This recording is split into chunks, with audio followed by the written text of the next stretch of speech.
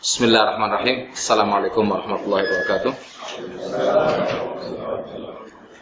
Innal hamdalillah nahmaduhu wa nasta'inuhu wa nastaghfiruh wa na'udzu billahi min shururi anfusina wa min sayyiati a'malina. Man yahdihillahu fala mudilla lahu wa man yudlil fala hadiya lahu. Asyhadu an la ilaha illallah wahdahu la syarika lahu wa asyhadu anna Muhammadan abduhu wa rasuluh. Amma ba'd. Fa inna asdaqal hadits kitabullah wa khairal hadi Muhammadin sallallahu alaihi wasallam wa syarrul umuri muhdatsatuha wa kullu muhdatsatin bid'ah wa kullu bid'atin dhalalah wa kullu dhalalatin finnar. Ikhwani fid din, a'azzakumullah jami'an. Kita panjatkan segala puji yang paling sempurna kepada Allah Tabaraka wa Ta'ala, Rabb yang telah menimpahkan kepada kita begitu banyak macam dan bentuk nikmat yang alhamdulillah sampai kesempatan hari ini kita masih bisa diberikan taufik untuk melangkahkan kaki kita ke tempat yang insya Allah menjadi salah satu jalan untuk kita bisa meraih keridhaan Allah dan meraih surga Allah Tabaraka wa Ta'ala. Amin. Dan tak lupa salawat dan salam yang selalu tercurah kepada junjungan mulia kita Nabi Muhammad sallallahu alaihi wasallam, nabi terakhir dan penutup bagi para nabi, juga kepada keluarganya dan para sahabatnya yang mulia dan orang-orang yang baik di dalam mengikuti sunnah-sunnahnya sampai datangnya hari pembalasan. Saudara dan saudariku sekalian, pada kesempatan malam hari ini kita masih di dalam pembahasan Kitabus Shalah, dan pada pertemuan minggu lalu kita sudah sama-sama membahas tentang kedudukan dan keutamaan pelaksanaan sholat atau amalan sholat di dalam syariat Islam.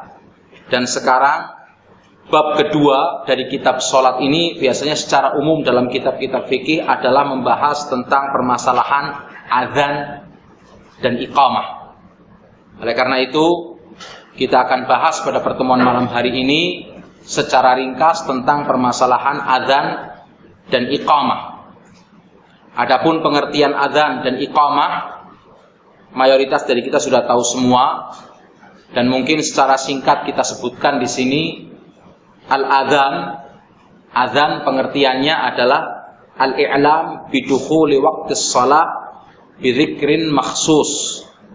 Adzan itu adalah panggilan dan pemberitahuan akan tanda masuknya waktu sholat dengan lafaz-lafaz tertentu. Artinya lafaznya sudah ditetapkan secara syariat Islam. Adapun al-iqamah pengertiannya adalah al-i'lam bil qiyami lis salati bi dzikrin makhsusin. Iqamat adalah pemberitahuan bahwasannya salat segera dilaksanakan dengan lafaz-lafaz yang juga telah ditentukan secara syara' atau dalam syariat Islam. Ini pengertian adzan dan iqamat. Adapun poin kedua adalah tentang hukum adzan dan iqamah. Adzan dan iqamah untuk sholat yang dilakukan secara berjamaah, yaitu sholat yang 5 waktu yang sifatnya wajib, ini hukumnya adalah fardu kifayah. Ya kan? Mengumandangkan adzan ataupun iqamah di dalam sholat-sholat yang wajib yang ditunaikan secara berjamaah, sholat yang 5 waktu yang keutamaannya adalah dilaksanakan di masjid untuk kaum pria. Kalau kaum pria, keutamaan pelaksanaan sholatnya di masjid adalah dia dengan keluar dari rumahnya dan melaksanakannya secara berjamaah di masjid. Adapun untuk wanita, keutamaannya adalah di rumah.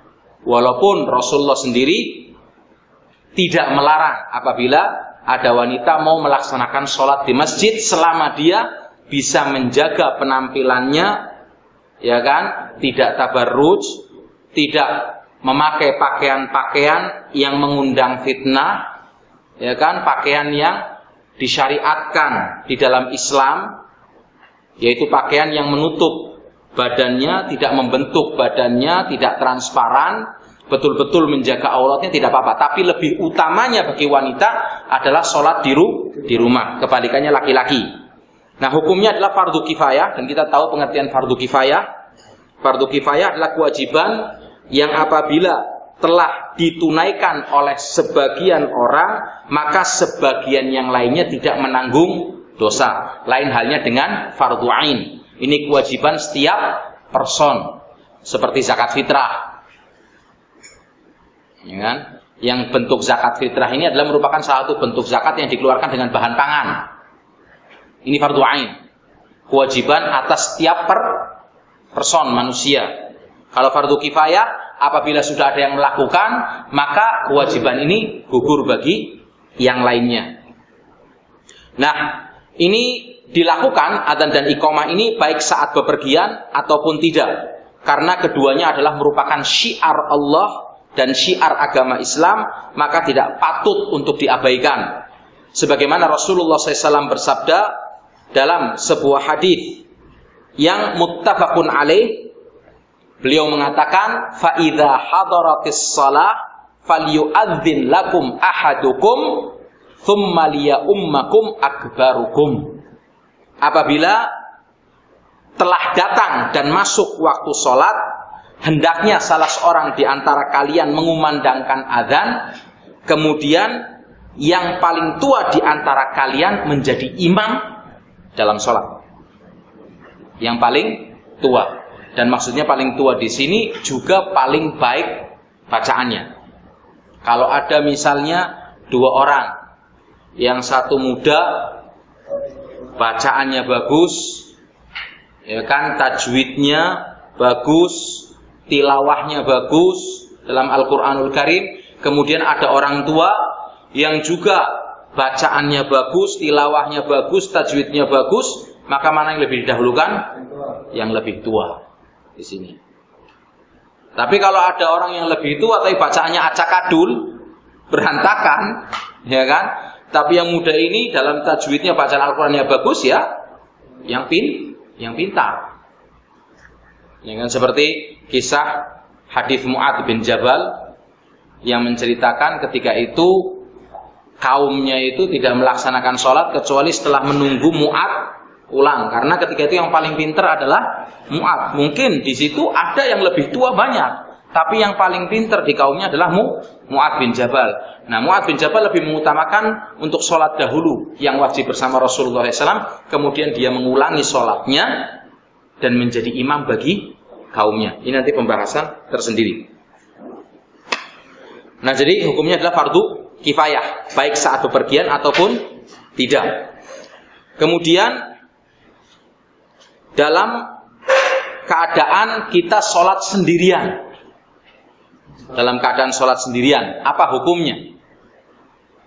Adzan dan iqamah ini dijelaskan bahwasanya hukumnya adalah sunnah, seperti telah ditetapkan dalam sebuah hadis dari Uqbah bin Amir radhiyallahu an. Dia berkata, saya mendengar Rasulullah sallallahu alaihi wasallam bersabda, dan di dalam hadis itu dijelaskan atau Rasulullah menjelaskan, yu'jabu rabbuka min ra'i ghanamin fi ra'si syadhiyatil jabali. Rasulullah menjelaskan dalam hadis ini, Allah Subhanahu wa taala merasa takjub dan heran dengan keadaan seseorang penggembala yang tugasnya mengembalakan kambing di padang rumput, akan tetapi dia itu adalah orang yang selalu mengumandangkan adzan ketika datang masuk waktu sholat. Dijelaskan dalam hadis ini, yu'jabu rabbuka, Allah merasa takjub dan heran, min ra'i ghanamin, dari pengembala kambing, fi ra'syi syadhiyatil jabal, di puncak bukit, Ketika itu dia mengembalakan kambingnya, ya kan, karena di sini juga kambing digembalakan di puncak bukit, bukan hanya di padang rumput. Makanya kita kadang aneh lihat kambing Arab ini penekan, ya kan, atau bisa naik sampai ke atas gunung, ya kan, ngalahin serigala. Yu'adzinu bis shalah, yang mana penggembala tersebut mengumandangkan azan wa yusolli, kemudian melaksanakan sholat ketika datang waktu sholat dan jauh dari masjid, ya. Dia sedang berada di tempat pengembalaannya. Fayaqulullahu azza wa jal, maka ketika itu Allah subhanahu wa ta'ala berfirman, unzuru ila abdi hadza, perhatikanlah kepada hambaku ini, si penggembala. Yu'adzinu wa yuqimus shalah, dia mengumandangkan azan, kemudian mendirikan sholat. Karena apa? Yakhafu minni, dia adalah orang yang takut kepadaku. Walaupun dia sendirian dan tidak ada orang yang melihat satupun, tapi dia adalah orang yang kenal dengan Allah dan hatinya dipenuhi dengan rasa takut kepada Allah. Dan apa? Prinsip martabat Islam tertinggi sudah tertancap dalam hatinya, apa? Al-ihsan, an ta'budallah ka'annaka tara fa illam takun tara fa innahu yara. Engkau beribadah kepada Allah seakan-akan engkau melihat Allah, atau kalau tidak engkau merasa bahwasanya Allah selalu mengintai dan melihatmu. Maka bukan karena orang, bukan karena manusia, bukan karena ingin dilihat di hadapan manusia ataupun dia sendirian, ketika datang waktu perintah untuk melaksanakan ketaatan beribadah, dia laksanakan. Karena apa? Karena takut kepadaku. Qad ghafartu li abdi, maka aku telah berikan ampunan kepada hambaku ini. Wa adkhaltuhu jannah, dan aku masukkan dia ke dalam surga. Hadis riwayat An-Nasa'i. Jadi hukumnya sunnah. Kalau kita sendirian, kita mau mengumandangkan iqamat, ya kan, kemudian setelah itu kita adzan, kemudian iqamat, kemudian kita mendirikan sholat. Adapun kalau kita misalnya sudah mendengar, ya kan, masjid dikumandangkan untuk melaksanakan sholat, cuma mungkin karena kita sakit tidak bisa berangkat melaksanakan sholat berjamaah di masjid, ya kan, atau mungkin pas mau berangkat ke masjid perut sakit, ya kan, pengen ke Kementerian Luar Negeri, kata orang Saudi, Wizarah Kharijiyah, ngomongnya kayak gitu. Kalau orang pengen kamar mandi, ingin buang air besar, ngomongnya Ventro Abu Wizarah Kharijiyah, mau ke kamar mandi. Tapi kalau diajak makan sama temen, ya kan, ayo saya traktir, waduh sebentar, syuiya Abu Attasil Wizarah Dakhiliyah, mau telepon apa? Kementerian Dalam Negeri. Maksudnya siapa? Istri, kayak gitu. Kalau Wizarah Kharijiyah, kamar mandi. Istilah mereka seperti itu. Nah, kita sudah dengar, mungkin ada halangan untuk kita melaksanakan sholat di masjid, halangan yang syar'i. Walaupun nanti kita ada pembahasan sih tentang hukum permasalahan sholat berjamaah. Maka sebelum sholat kita kumandangkan iqamat, ya kan, sifatnya sunnah. Kenapa? Dan tidak perlu adzan karena kita sudah mendengar panggilan adzan. Nanti akan dijelaskan hadis Nabi SAW tentang permasalahan ketika Rasulullah pernah ketiduran, kemudian beliau bangun dan diperintahkan untuk mengumandangkan adzan dan qomat ketika itu. Ya, kemudian poin berikutnya adalah tentang hikmah di balik perintah adzan. Di antara hikmah yang dijelaskan oleh para ulama tentang pensyariatan adzan adalah ini pemberitahuan kepada setiap umat Islam akan datangnya atau masuknya waktu sholat. Karena salah satu syarat sahnya pelaksanaan sholat adalah dilakukan pada waktunya. Sholatu ala waktiha, sholat yang dilaksanakan pada waktunya. Kemudian yang kedua, ini adalah merupakan panggilan dan motivasi untuk melaksanakan sholat berjamaah. Jadi ketika dikumandangkan azan itu bukan hanya sekedar kita mendengarkannya, kemudian menjawab panggilan azan, kemudian setelah itu membaca sholawat, akan tetapi ini sebagai motivasi dan pendorong khususnya bagi kaum lelaki, untuk ingat bahwa kemuliaan menunggu kita dengan kita melaksanakan sholat secara berjamaah di masjid.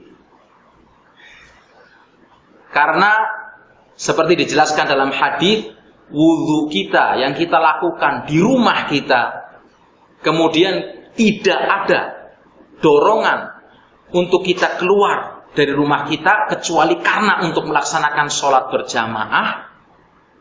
Kemudian sampai langkah-langkah kita masuk ke dalam masjid, sampai kita melaksanakan sholat, kita sudah dihitung sebagai pahala orang yang sedang sholat. Ini satu, belum tambahan lagi. Ketika kita berangkat ke masjid, langkah kita dihitung sebagai langkah pahala, menaikkan derajat kita, dan langkah kita dihitung sebagai langkah-langkah yang akan menghapuskan kesalahan dan dosa kita. Sampai kita selesai sholat dan duduk di tempat sholat kita dan kita berzikir, sampai menunggu bertemunya dengan sholat yang berikutnya, kita masih dihitung sebagai orang yang seperti melaksanakan sholat dengan pahala pelaksanaan sholat. Makanya ini sebagai sebuah motivasi, jangan cuma didengerin aja. Bukan kita istilahnya merendahkan mungkin ya masyarakat kita di Indonesia atau apa, kita kurang peka terhadap sholat berjamaah khususnya di Indonesia. Karena sering kita lihat masjid-masjid itu sepi. Kadang masjid itu ramainya cuma sholat maghrib di Indonesia. Dan paling kosong waktu sholat subuh. Makanya sering kan kita lihat ketika sholat subuh cuma ada muadzin, imam, dan beberapa orang yang memang sudah sepuh, sudah tua-tua, ya kan? Yang lainnya tidur lelap. Makanya ketika kejadian gempa di Jogja, di antara orang-orang, subhanallah, ini sebagai peringatan bagi kita, yang selamat itu yang melaksanakan sholat subuh. Kematian di tangan Allah ya. Umur semuanya di tangan Allah. Tapi gempa itu datang ketika itu tepat setelah sholat subuh. Nah umumnya orang-orang di pesantren atau anak-anak di pesantren dan para guru seluruhnya itu kan mereka menggerakkan untuk sholat subuh, melaksanakan sholat subuh. Begitu dengar getaran mereka langsung keluar. Nah yang bermasalah yang masih pada sarungan ini di dalam rumah, yang akhirnya ada yang jadi korban. Dan itu memang ketentuan umur dari Allah Subhanahu wa ta'ala. Di sini hikmah. Makanya ini anjuran yang sangat ditekankan dalam Islam dan motivasi, bukan hanya sekedar kita mendengarkan adzan saja. Kemudian yang ketiga, peringatan bagi mereka yang lalai, mengingatkan orang yang lupa untuk segera mendirikan sholat. Sedikit kita minum.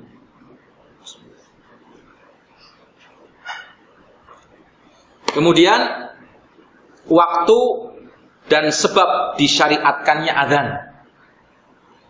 Adzan mulai disyariatkan di dalam Islam pada tahun pertama Hijriah. Saat itu kaum muslimin, ya kan, ingin mengetahui masuknya waktu sholat. Kemudian mereka berunding, di antaranya Rasulullah SAW dengan para sahabatnya, berunding apa cara paling tepat untuk kita memanggil umat Islam melaksanakan sholat. Secara ringkas ya kan.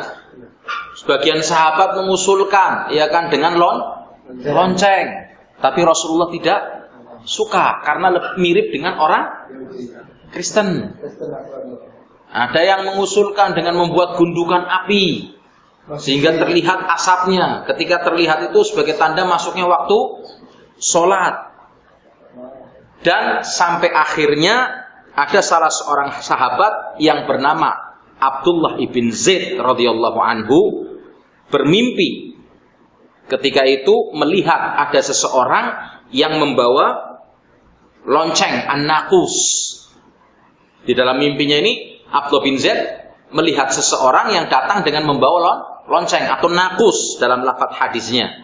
Kemudian ia berkata, si Abdullah bin Zaid kepada orang tadi, apakah engkau hendak menjual lonceng ini? Dijawab oleh orang tersebut, ya kan? Terus kamu mau buat apa? Kok pingin lonceng yang ada di tangan saya ini? Kemudian Abdullah menjawab lagi, akan kami gunakan untuk memanggil orang melaksanakan sholat. Kemudian dijawab oleh orang tersebut di dalam mimpi ini, kejadiannya masih dalam mimpi semua. Kemudian dia mengatakan, maukah engkau aku tunjukkan dengan sesuatu yang lebih baik dengan menggunakan panggilan dengan lonceng? Maka Abdullah menjawab, iya. Apa?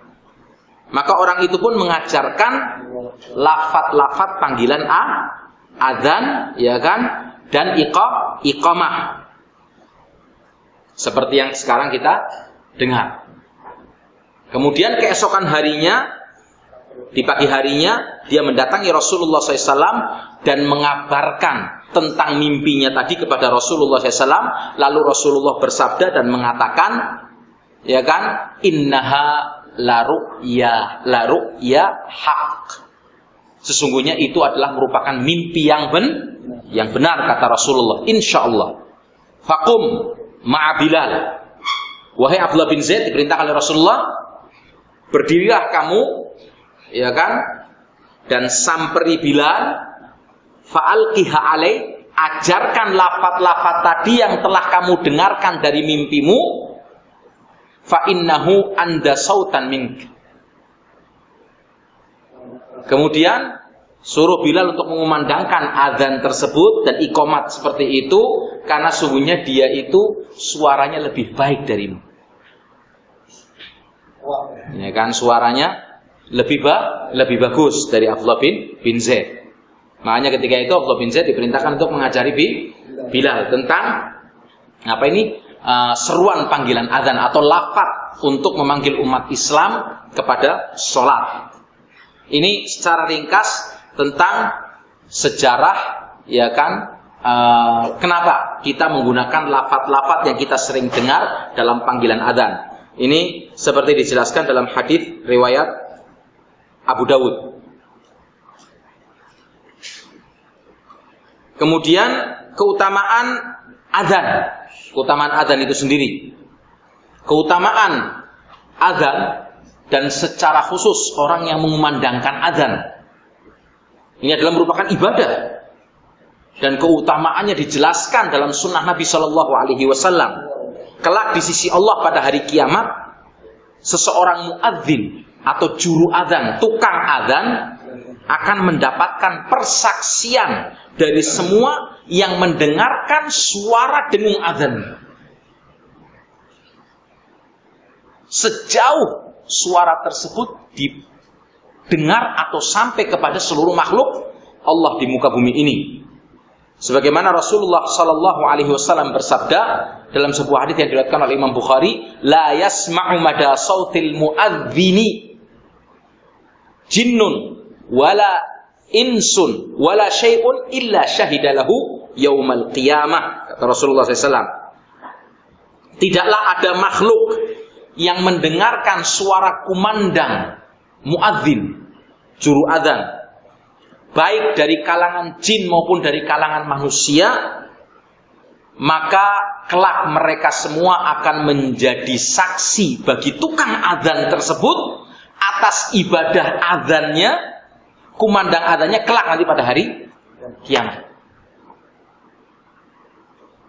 Tidak ada satupun yang mendengarkannya dan sampai kepadanya panggilan adzan yang dilakukan oleh orang tersebut kelak akan menjadi saksi baginya pada hari kiamat. Bahwasanya ini adalah merupakan catatan dan timbangan amal baik yang pernah dilakukan di dunia, karena dia adalah seorang muadzin yang memperingatkan manusia akan datangnya waktu sholat. Ini sebuah kemuliaan tersendiri. Kemudian dalam hadis lain Rasulullah sallallahu alaihi wasallam bersabda, "Lau ya'lamun nasu ma fin nida'i was-saffil awwali thumma lam yajidu illa an yastahimu alaihi lastahamu. Rawahul Bukhari. Rasulullah SAW bersabda, jika saja manusia mengetahui besarnya pahala yang Allah sediakan bagi orang apa? Yang mengumandangkan adzan, dan orang yang berada pada shaf awal, berarti orang yang melaksanakan sholat berjamaah, dan hitungannya adalah shaf yang pertama, yang awal. Kalau saja manusia tahu besarnya pahala amalan orang yang mengumandangkan adzan, plus ditambah biasanya orang yang muadzin jelas dia datang lebih dahulu karena dia dituntut untuk datang sebelum masuknya waktu sholat, atau paling tidak sedikit sebelum masuknya waktu sholat, untuk mempersiapkan orang-orang melaksanakan sholat berjamaah, dan dia jelas pasti keseringannya adalah sholat di shaf terdepan atau shaf pertama. Makanya kalau orang tahu keutamaan ini, thumma lam yajidu illa ayastahimu alaihi lastahamu. Kemudian apabila amalan ini tidak bisa didapatkan kecuali dengan jalan, atau tidak bisa diraih kecuali dengan cara mengundi, maka niscaya mereka akan berlomba-lomba untuk melakukannya. Gantian, ya kan, undian. Yang mau jadi muadzin 10 orang, semuanya siap semua.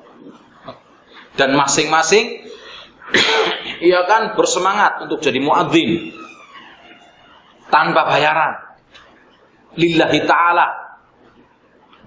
Akhirnya dia apa? Diundi. Dapat gilirannya, iya kan? Setiap putaran ke 10 baru kembali lagi ke nomor 1. Kalau bisa didapatkan dengan cara mengundi, maka mereka akan berlomba-lomba untuk melakukan amalan tersebut, karena besarnya pahala yang disediakan oleh Allah Tabaraka wa Ta'ala. Dijelaskan dalam hadis yang diriwayatkan oleh Imam Al-Bukhari rahimahullah. Kemudian poin berikutnya adalah tentang syarat-syarat sahnya adzan. Syarat-syarat sahnya amalan adzan.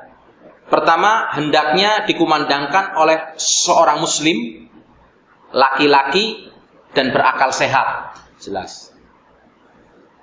Jangan sampai orang konslet suruh adzan, ya kan? Akhirnya nggak jelas adzannya. Allahu Akbar langsung udah loncat ke la ilaha illallah, atau bahkan qomat, iya kan? Atau maaf, orang yang nggak benar. Karena banyak kita dapatkan kadang-kadang orang yang tidak bisa menjaga mulutnya, terus mau coba-coba adzan, ke bawah dalam adzan. Dia adzan sekuat-kuatnya, ya kan, kemudian suaranya nggak kuat, ya kan, karena kebiasaan mulutnya ngomong kurang asem, kurang asem. Di speaker kedengeran, iya kan, ada tambahannya kurang asem. Kurang asem seperti itu. Tapi dikumandangkan oleh orang yang muslim, jelas ini laki-laki berakal sehat. Kemudian sesuai dengan urutan yang diajarkan dalam syariat Islam, dalam sunnah Nabi Shallallahu Alaihi Wasallam, hendaknya dilakukan secara berkesinambungan dan tidak diselingi dengan kata-kata lain. Allah Akbar, ya kan? Ada yang tanya, kuncinya di mana? Tuh, ambil dulu tuh di situ, ya kan? Tidak. Ketika adzan, fokus kepada adzan. Kemudian hendaknya dikumandangkan setelah masuknya waktu sholat.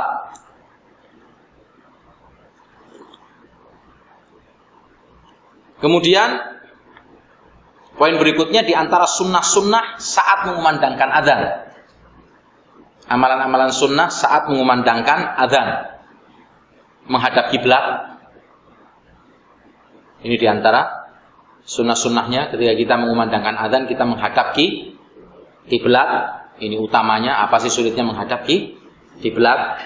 Kemudian hendaknya muadzin bersih dan suci dari hadas, karena nanti di antara adab kita masuk masjid adalah akan jelaskan dalam hadis Nabi SAW, kita tidak keluar lagi kecuali setelah selesai melaksanakan sholat. Karena kita sudah masuk masjid untuk melaksanakan sholat, kemudian kita keluar, ini makruh. Kecuali kalau memang ada kebutuhan yang mendesak untuk kita keluar. Tapi yang diinginkan di sini, nanti kan kita baca hadis Nabi SAW, adalah ketika seseorang sudah mulai berwudu dan masuk ke dalam masjid, fokuskan seluruh hati dan pikirannya untuk beribadah kepada Allah Subhanahu wa Ta'ala. Dan kemudian makanya seorang muadzin dianjurkan untuk dalam keadaan bersih dan suci dari hadas.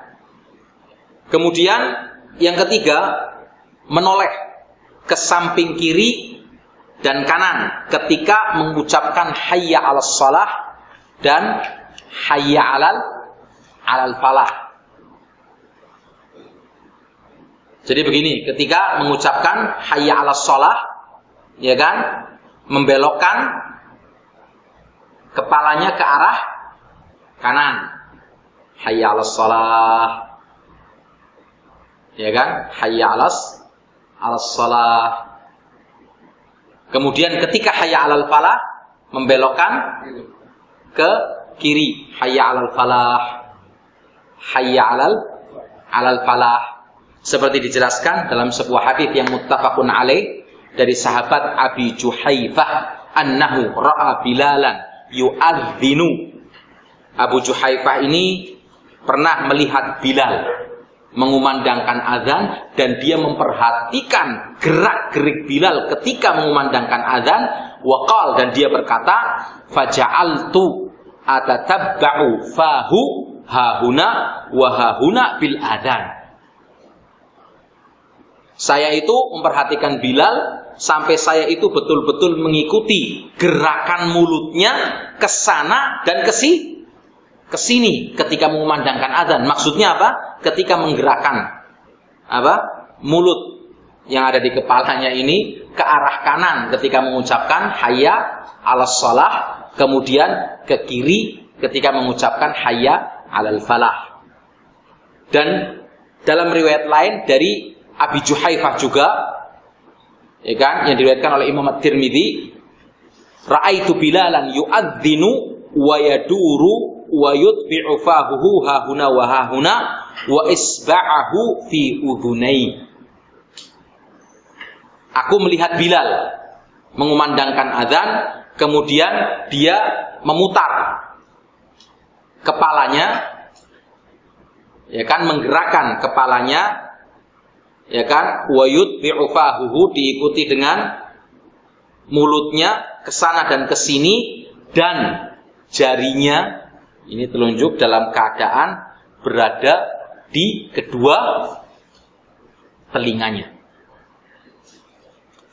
Nah, ini adalah merupakan salah satu sunnah juga. Seorang muadzin meletakkan kedua jari telunjuknya di kedua lubang telinganya. Ini termasuk amalan sunnah.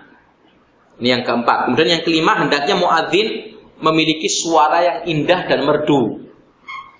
Tapi dengan catatan bukan berarti bacanya berantakan. Bacanya, ya kan, Allahu Akbar, Allahu Akbar, ya kan, Allahnya nggak dibaca tapi Allah.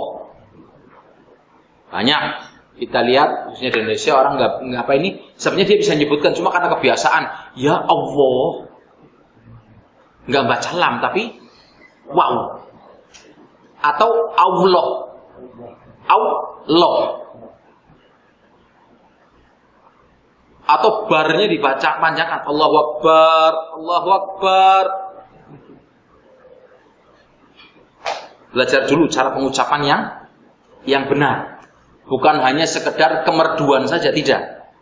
Tapi merdu diiringi dengan benarnya dalam mengucapkan kalimat-kalimat, lafaz-lafaz azan, dan jangan terlalu banyak berkelok-kelok kayak jalan atau gili miring, ya kan, kayak plelen, muter-muter nggak selesai-selesai, ya kan, karena memang menang kuat suaranya, bukan itu, indah, panjangnya beraturan, ya kan, dan nggak perlu berkelok-kelok. Anda bukan kayak mau orangnya nyanyi. Kalau kita dengarkan adanya di Riyadh, ya kan, adzan menjerit itu, ya kan, orang punya adzan, Allahu Akbar, Allahu Akbar, ya kan, itu tukang adzannya Malik Abdul Aziz itu. Masya Allah, udah meninggal dan dilanjutkan dengan anaknya dan suaranya, ya kan, plak sama, mirip banget, ya kan. Biasanya kalau zuhur disetel untuk adzan, ya kan, di radio itu, radio Saudi. Kemudian yang keenam, melafadzkan adzan dengan baik dan tenang. Melafadzkan adzan dengan baik dan tenang. Adapun poin berikutnya tentang permasalahan lafadz adzan dan iqamah, ini alhamdulillah mayoritas kita sudah tahu semua tentang lafadz adzan dan iqamah, ya kan? Allahu Akbar, Allahu Akbar, Allahu Akbar, Allahu Akbar. Walaupun ada perbedaan pendapat di antara ulama tentang lafadz, ya kan, seperti di dalam mazhab Maliki mungkin Allahu Akbarnya cuma dua, Allahu Akbar, Allahu Akbar, karena berpegangan dengan hadis, ya kan, yang menjelaskan di situ tarjih, ya kan, ya, pengulangan adzan. Nanti akan dijelaskan pada poin terakhir apa itu maksudnya tarjih, seperti itu. Kemudian asyhadu an la ilaha illallah, ya kan, 2 kali, asyhadu anna Muhammadar Rasulullah 2 kali, hayya 'alal falah 2 kali, hayya 'alas shalah, ya, hayya 'alas shalah 2 kali, hayya 'alal falah 2 kali, Allahu Akbar, Allahu Akbar, ya kan. Kemudian ditutup dengan kalimat tauhid la ilaha illallah. Adapun untuk kumandang iqamat, ya kan, Allahu Akbar, Allahu Akbar, ya kan, cuma 1 kali, atau bisa dihitung Allahu Akbarnya 2 kali, karena di antara sunnah juga ke dalam mengumandangkan azan itu diselingi dengan nafas antara 2 takbir yang satu kepada 2 takbir yang berikutnya. Jadi 2 takbir pertama itu kita tidak bernafas, jadi Allahu Akbar, Allahu Akbar, enggak, tapi Allahu Akbar, Allahu Akbar, baru kita bernafas atau tarik nafas. Allahu Akbar, Allahu Akbar, seperti itu. Ini diantara sunnahnya seperti itu.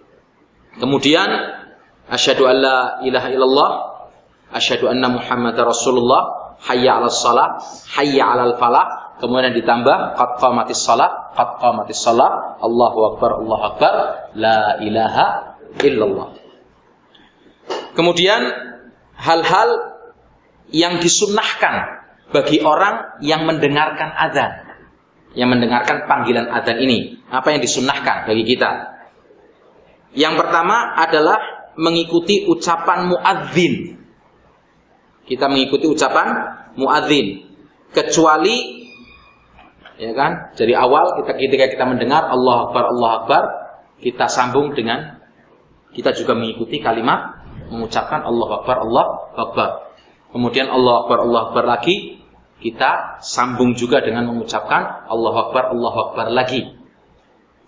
Asyhadu an la ilaha illallah, kita jawab dengan ucapan yang sama 2 kali. Asyhadu anna Muhammadar Rasulullah 2 kali, juga kita jawab dengan ucapan yang sama, kecuali ketika kita masuk kepada lafaz hayya 'alas shalah.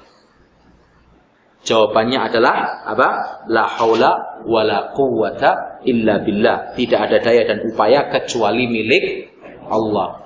Begitu juga hayya 'alal falah. Kita juga menjawabnya ya la haula wala quwwata illa billah. Kemudian takbir juga sama, jawabannya dengan takbir la ilaha illallah. Kemudian kita jawab juga dengan la ilaha illallah. Nah, setelah kita menjawab, ya kan, kumandang azan, maka setelah itu kita sambung setelah azan dengan kita mengucapkan zikir, atau disunnahkan mengucapkan kalimat Asyhadu an la ilaha illallah wahdahu la syarikalah wa anna Muhammadan abduhu wa rasuluh raditu billahi rabban wa bi Muhammadin rasulan wa bil islami dinan. Ini hadis riwayat Muslim.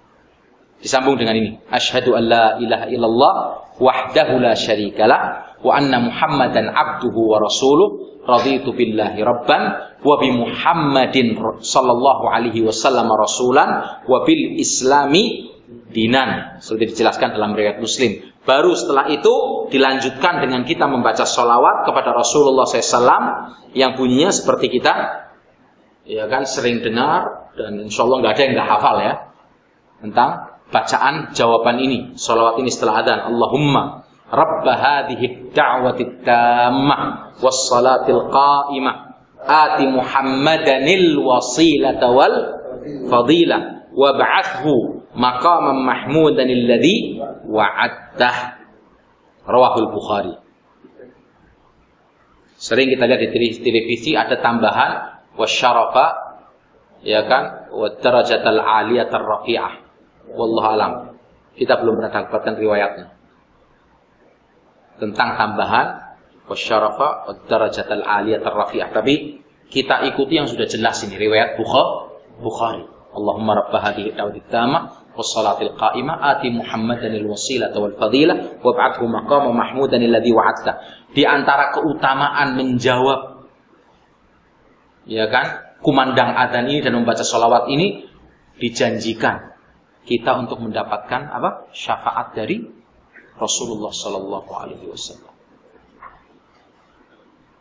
Kita usahakan untuk tidak melewatkan, bisa menjawab kumandang adzan dan membaca sholawat setelahnya. Karena sebuah kemuliaan, pahala yang besar dan janji dari Rasulullah sallallahu alaihi wasallam, dan jelas ini janji dari Allah tabaraka wa taala untuk bisa mendapatkan syafaat dari junjungan mulia kita Nabi besar Muhammad sallallahu alaihi wasallam. Kemudian yang keempat, disunnahkan hendaknya orang yang mendengar adzan berdoa untuk dirinya, terutama dalam jeda waktu antara adzan dan iqamat. Karena jeda waktu antara adzan dan iqamat ini adalah merupakan waktu yang mustajab untuk dikabulkannya doa. Nah, kalau ibu-ibu bertanya, loh kalau kita di rumah bagaimana? Walaupun ibu-ibu di rumah, karena kemuliaan wanita adalah dengan sholat di rumahnya. Dan di rumahnya yang besar itu, dia sholat di kamarnya. Ini keutamaannya.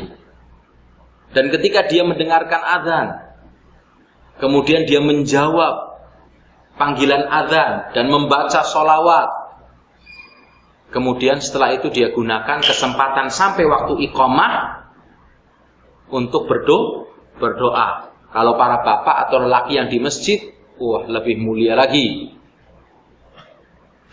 Dipergunakan antara adzan dan iqamah ini kesempatan untuk berzikir kepada Allah Subhanahu wa taala, kemudian berdoa, karena ini adalah merupakan waktu yang mustajab. Sebagaimana Rasulullah SAW bersabda dalam sebuah hadis yang diriwayatkan oleh Imam Ahmad, "Inna du'a bainal adzani wal iqamah la yurad." Sesungguhnya doa yang dipanjatkan atau dilantunkan antara adzan dan iqamah tidak akan tertolak.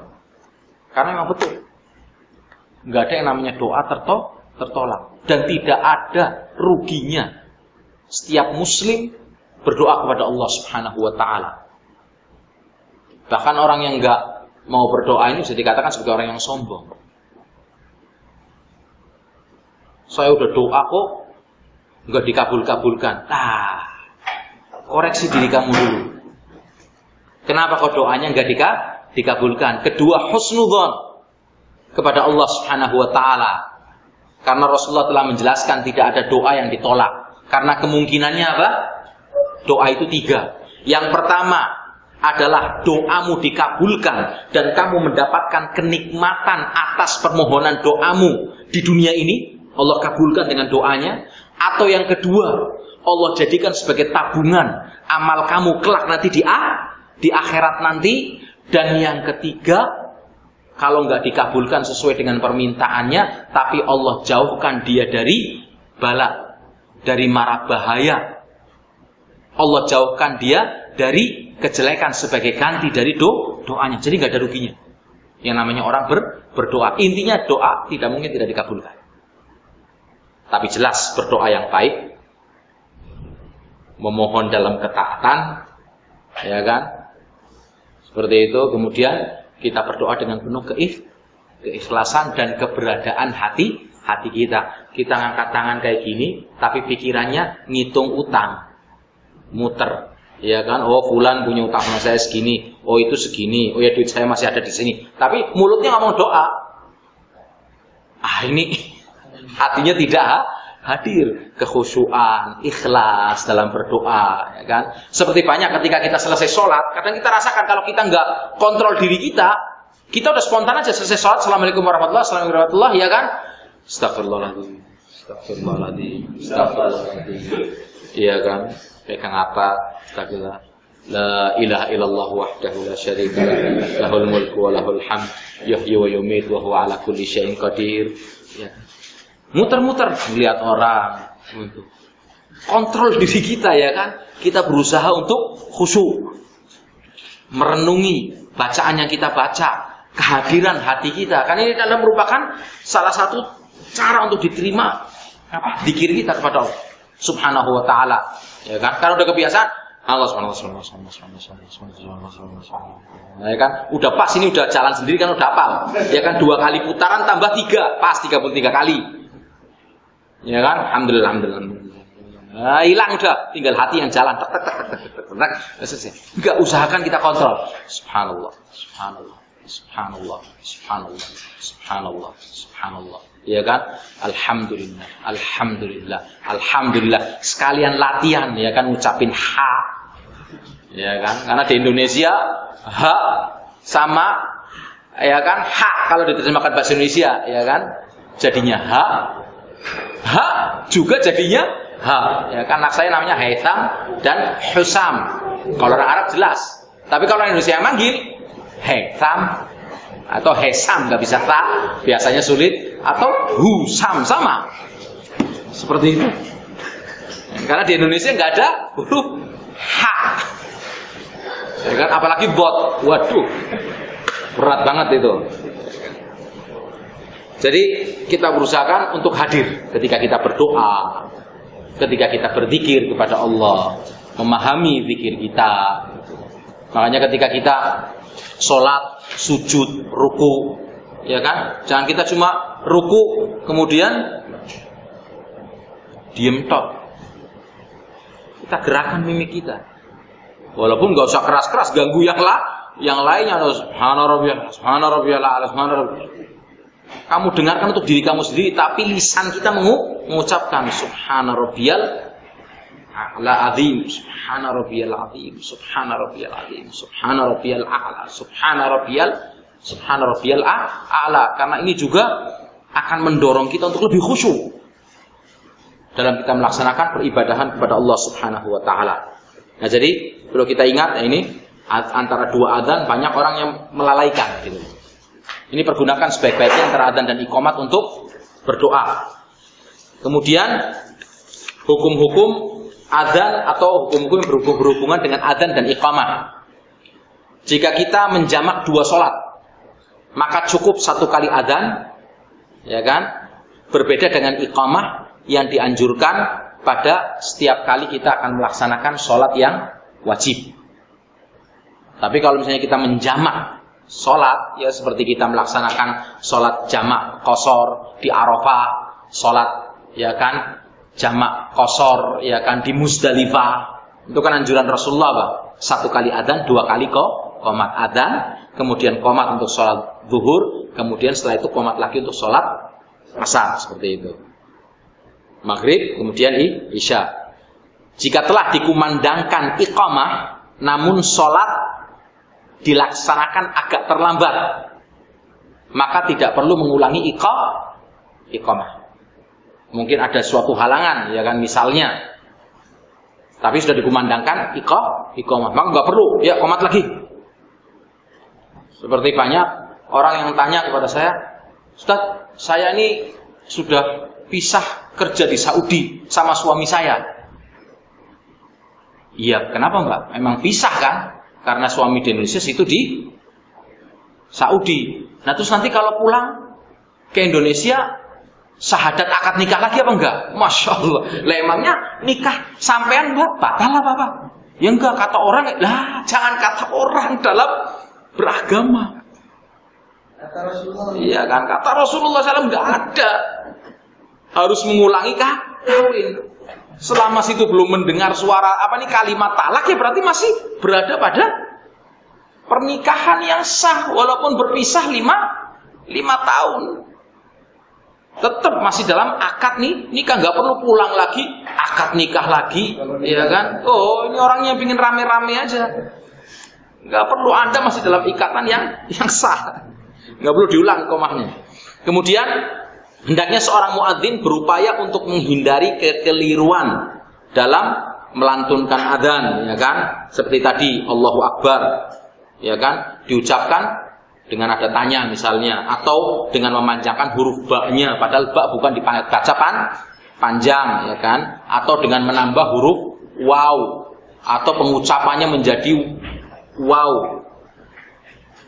Nah, ini harus diperhatikan, belajar bagaimana cara memandangkan adzan yang benar. Kemudian yang keempat, jika telah dilantunkan iqamah, maka seorang tidak dibenarkan melaksanakan sholat sunnah. Ini banyak kita lihat kesalahan. Kadang kita sering lihat juga, udah sholat ini, masuk masjid, sholat sunnah dulu, baru setelah itu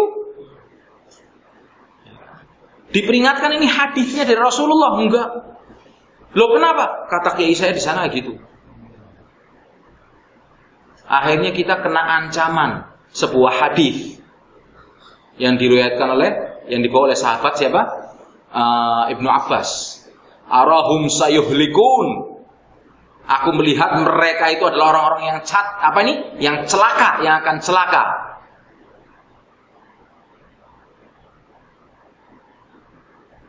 Aku ucapkan sabda Nabi sallallahu alaihi wasallam, wa yaqulun qala Abu Bakar wa qala Umar. Saya jelaskan kepada kamu sabda Nabi sallallahu alaihi wasallam dan kamu bantah dengan perkataan Abu Bakar dan Umar. Kita tidak menyaksikan kemuliaan Abu Bakar dan Umar, tapi tidak bisa perkataan Abu Bakar dan Umar diadu dengan perkataan Rasulullah. Kata Imam Malik apa? Setiap orang perkataannya bisa diambil dan bisa dibuang, kecuali orang yang ada dalam kuburannya. Itu Rasulullah yang jelas maksum. Kalau ada perkataan Rasulullah, sami'na wa ta'na, sudah tidak ada yang lebih tinggi derajatnya dari itu. Qala Allah dan qala Rasul. Jadi ketika sudah dikumandangkan iqamah, tidak ada sholat sunnah. Ini seperti dijelaskan dalam hadis Nabi sallallahu alaihi wasallam, ya kan, an Abi Hurairah radhiyallahu an Nabi sallallahu alaihi wasallam qala, ini hadis riwayat Muslim dan Abu Dawud, idza uqimatis shalah, apabila sudah didirikan salat, fala salata illa al-maktubah. Apabila sudah dikumandangkan atau didirikan salat, maka tidak ada salat kecuali yang wajib. Ini jelas, karena ini sunnah, ini wajib. Kita harus lebih mendahulukan yang wajib. Dalam ini riwayat Muslim, Abu Dawud, Tirmidzi, Ibnu Majah dan Nasa'i. Kemudian ada hadis lain dari Malik ibn Buhainah, anna Rasulullah SAW ra'a rajulan wa qad uqimatis shalah yusalli rak'atain. Rasulullah pernah melihat seseorang lelaki yang sudah dikumandangkan iqamah untuk pelaksanaan sholat yang wajib, kemudian dia masih sholat 2 rakaat. Falamman sarafa Rasulullah SAW la tabihin nas.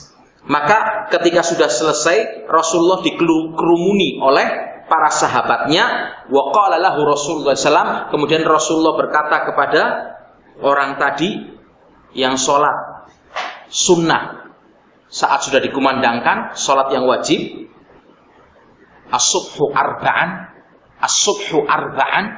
apakah sholat subuh itu 4 rakaat? Apakah sholat subuh itu 4 rakaat, kata Rasulullah?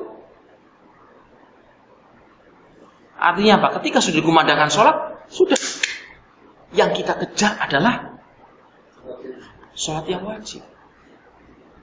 Sampai Rasulullah mengatakan begitu masuk masjid, kita langsung ikuti bagaimana keadaan imam. Banyak sering kita lihat ketika kita masuk masjid, imam sudah sujud, berdiri, ya kan, pelompong, tengok sana, tengok sini, ya kan. Baru ngikut masuk sholatnya ketika imam sudah berdiri lagi baru Allah. Tidak, ikuti keadaan imam. Begitu sedang sujud langsung takbiratul ihram, Allahu Akbar, takbir pembuka, kemudian sambung lagi dengan takbir perpindahan. Langsung sujud mengikuti keadaan imam. Nanti akan dijelaskan juga dalam pembahasan ini. Ini hadis muttafaqun alaih. Namun ada sedikit di sini peringatan jika ia sedang melaksanakan sholat sunnah, lalu sang muadzin dia sudah melaksanakan sholat sunnah, tadi Allahu Akbar, dan dia laksanakan sholat sunnah sebelum dikumandangkannya iqamah. Dia sudah mendirikan sebelum diadakan iqamah. Kemudian setelah itu muadzin melantunkan iqamah, maka dia boleh menyelesaikan sholat sunnahnya jika memang hampir selesai. Ya kan? Memang sudah hampir selesai dan memungkinkan untuk diselesaikan dan dia bisa mendapatkan sholat yang wajib. Tapi jika masih lama, maka dianjurkan untuk berhenti, dibatalkan dan bergabung dengan imam. Allahu Akbar, baru ruku, Allahu Akbar, Allahu Akbar, udah batalin langsung maju. Kecuali ya kan qomat, kita sudah dalam keadaan ruku pada rakaat yang kedua, masih bisa kekejar, kita lanjutkan, langsung kita bergabung dengan imam, seperti itu. Kemudian yang kelima, dibenarkan adzan yang dikumandangkan oleh anak kecil dengan syarat sudah masuk umur tamyiz. Dia sudah masuk masa balik, ini enggak apa-apa. Kemudian dianjurkan untuk mengumandangkan adzan dan iqamat jika hendak melaksanakan sholat yang tertinggal, baik karena lupa ataupun karena tertidur. Sebagaimana diriwayatkan dari Nabi SAW ketika para sahabatnya tertidur, beliau dan para sahabatnya hingga terbit matahari. Ketika itu dalam salah satu peperangan Rasulullah SAW, annahu sallallahu alaihi wasallam amara Bilalan fa'adzan thumma tawadda'u. Rasulullah memerintahkan Bilal untuk memandangkan adzan, kemudian mereka melakukan wudu, wa shallu rak'atain, al-fajr, kemudian sholat sunnah 2 rakaat fajar, sebelum fajar. Thumma amara Bilalan fa aqamas shalah, kemudian memerintahkan Bilal untuk mendirikan mendirikan sholat, mengumandangkan iqamah, fa shalla bihim sholatus subuh. Kemudian setelah itu Rasulullah dan para sahabatnya mendirikan sholat subuh. Rawahu Abu Daud. Kemudian yang ketujuh, bagi mereka yang berada di masjid sementara muadzin telah mengumandangkan adzan, maka tidak dibenarkan meninggalkan masjid kecuali karena keterpaksaan. Memang ada betul-betul sesuatu yang penting. Sebagaimana dijelaskan dalam hadis Abu Hurairah radhiyallahu an yang diriwayatkan oleh Imam Ahmad, ya kan? Di sini dijelaskan hadisnya. Saya akan bacakan.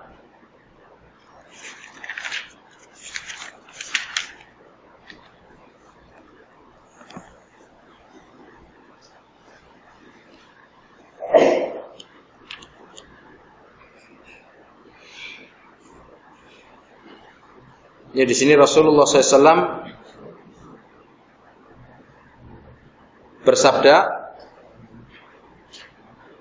amarana Rasulullah SAW, idza kuntum fil masjidi fanudiya bis shalah fala yakhruj ahadukum hatta yusalli. Rasulullah SAW memerintahkan kepada kita, ya kan, apabila kita dalam keadaan di masjid, kalian dalam keadaan di masjid, ya kan, dan telah, ya kan, dipanggil untuk pelaksanaan pendirian sholat, fala yakhruj ahadukum hatta yusalli. Maka jangan ada yang keluar di antara kalian sampai kalian melaksanakan sholat atau menunaikan sholat. Kemudian dianjurkan yang ke-8 bagi muadzin untuk merendahkan suaranya ketika mengucapkan lafaz syahadatain. Dalam lafaz adzan, kemudian ia mengulangi lafaz tersebut sambil meninggikan suaranya sebagaimana disebutkan dalam sunnah. Ini disebutkan dalam tentang permasalahan tarjih. Tarjih itu gimana? Mengulangi bacaan syahadatain 2 kali pertama dengan suara pelan, kemudian 2 kali kedua dengan suara keras. Ini dijelaskan dalam hadis Abi Mahdhurah anan Nabi sallallahu alaihi wasallam, bahwasanya Rasulullah SAW allamahu hadzal adzan, pernah mengajarkan adzan ini kepada Abi Mahdhurah. Allahu akbar, Allahu akbar. Asyhadu an la ilaha illallah. Asyhadu an la ilaha illallah. Asyhadu anna Muhammadar Rasulullah. Asyhadu anna Muhammadar Rasulullah. Tsumma ya'ud fayaqul. Kemudian diulangi kembali lagi kedua kalimat syahadat. Asyhadu an la ilaha illallah. Asyhadu an la ilaha illallah.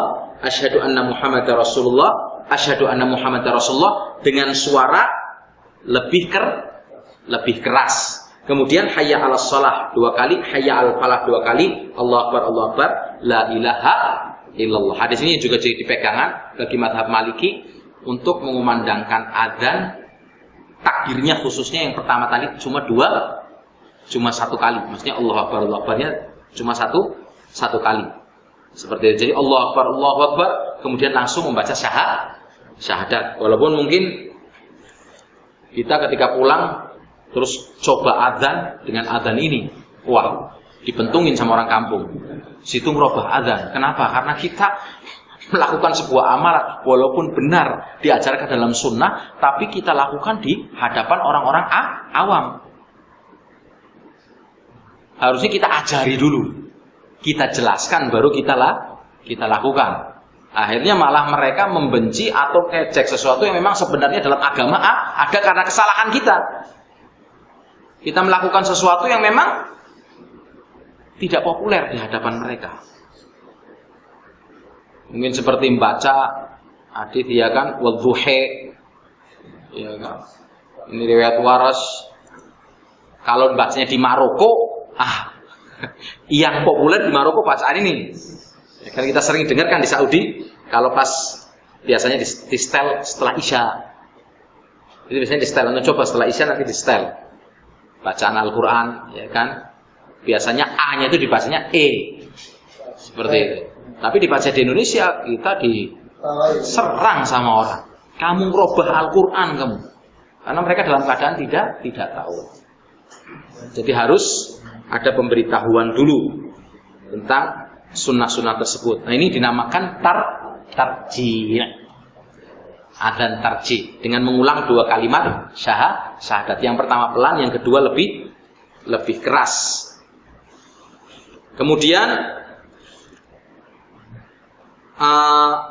lafaz adzan dalam salat subuh, ya kan, jelas dianjurkan mengumandangkan adzan sebanyak 2 kali pada salat subuh.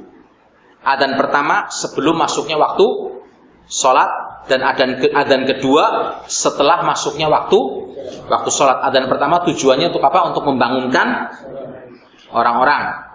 Nah, pada adzan pertama seorang muadzin dianjurkan mengucapkan as-sholatu khairum minan naum. Kan seperti dijelaskan dalam sebuah hadis yang diriwayatkan oleh Abu Daud, "Idza adzanta fil awal minas subhi faqul as-sholatu khairum minan naum, as-sholatu khairum minan naum." Apabila kamu mengumandangkan adzan yang pertama, maka ucapkanlah apa? As-sholatu khairu minan naum, as-sholatu khairu minan naum. Walaupun memang ada perbedaan pendapat di antara para ulama, ya kan? Ada yang berpendapat as-sholatu khairu minan naum itu ucapan pada kumandang adzan yang pertama sebelum masuknya waktu sholat. Adapun kumandang adzan yang kedua enggak pakai as-sholatu khairu minan naum. Ini diantaranya dipegangi oleh Syekh Al-Albani. Adapun Syekh Utsaimin dan Majelis Ulama Saudi di sini berpegangan, ya kan, as-sholatu khairu minan naum pada yang kedua juga. Ya kan? Kenapa?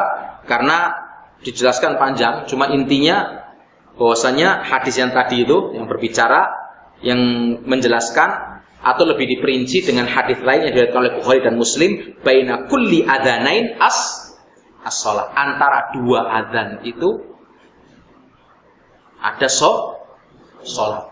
Iqamat pun dikatakan sebagai adzan juga.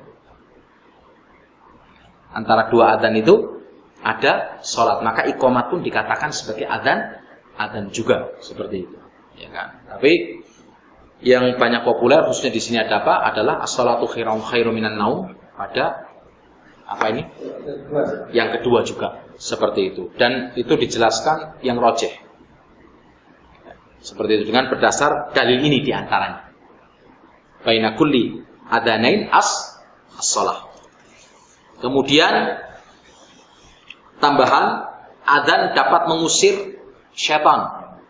Ini jelas karena Rasulullah SAW bersabda, idza nudiya bis shalah, apabila sudah dikumandangkan adzan, adbara syaitan walahu durat, maka syaitan itu lari, akan tetapi lari sambil terkentut-kentut, atau ya kan sambil mengeluarkan kentut, ya kan, yang kentut ini bisa menutupi suara adzan sampai ke dalam telinga kita.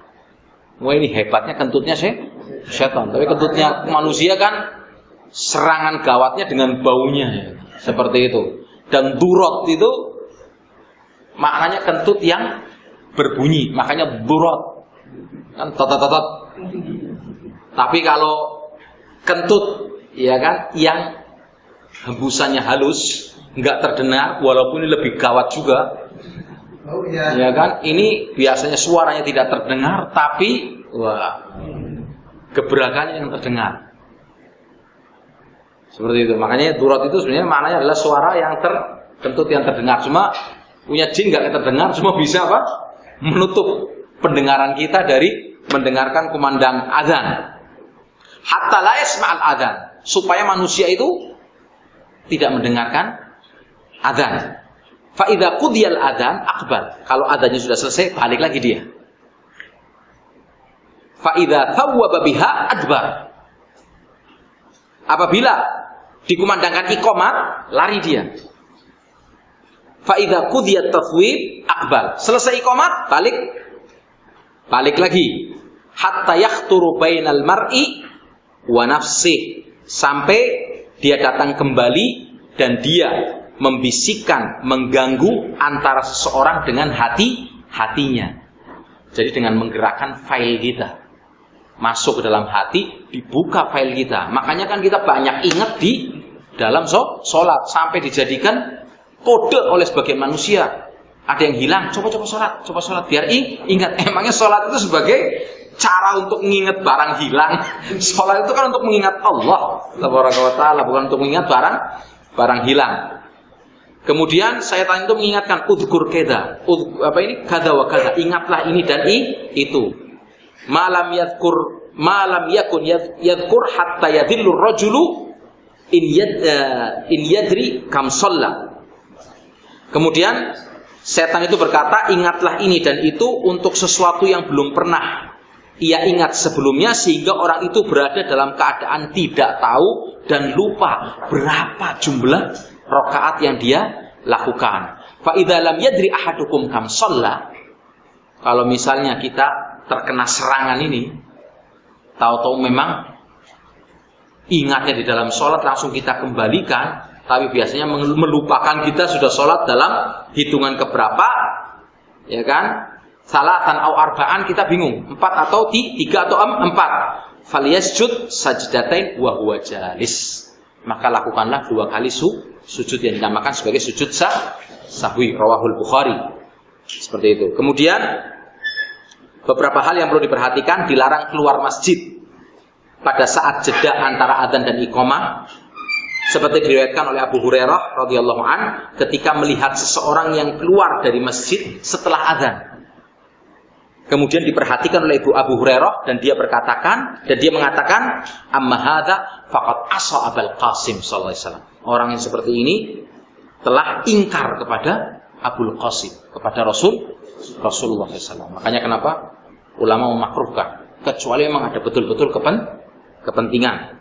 Kemudian yang kedua, tidak ada adzan dan iqamah untuk sholat-sholat sunnah, nggak ada.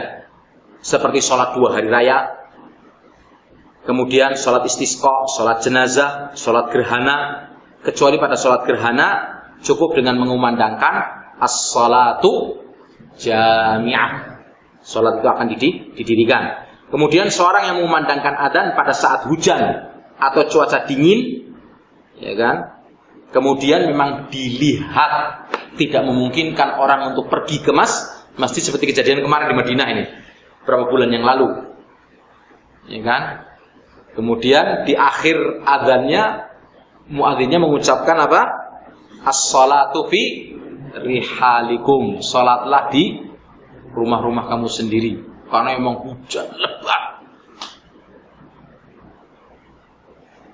Maka diantaranya ada anjuran dan sunnah mengucapkan as-sholatu fi rihalikum. Salatlah di rumah-rumah kalian.